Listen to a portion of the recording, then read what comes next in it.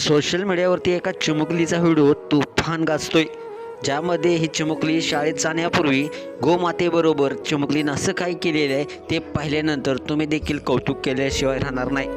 संपूर्ण हृदयस्पर्शी व्हिडिओ पाहण्यासाठी तुम्ही आत्ताच या एस एस स्पोर्ट्स या चॅनेलला सबस्क्राईब करा आणि अपडेट राहा. मित्रांनो, भारतीय संस्कृतीला गायला माता मानलं जातं आणि ही लहान गीत त्या परंपरेचं जिवंत उदाहरण ठरले. या व्हिडिओतून असं जाणवत आहे की संस्कार हे फक्त पुस्तकातून मिळत नाहीत, तर घराघरातून रुजतात.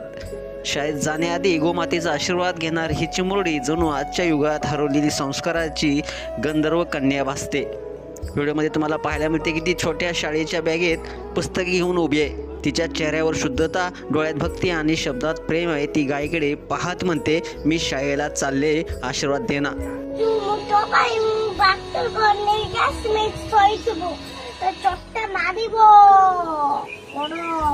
एवढं म्हणताच ती गायीच्या कपाळाला स्पर्श देखील करते आणि डोकं झुकवते.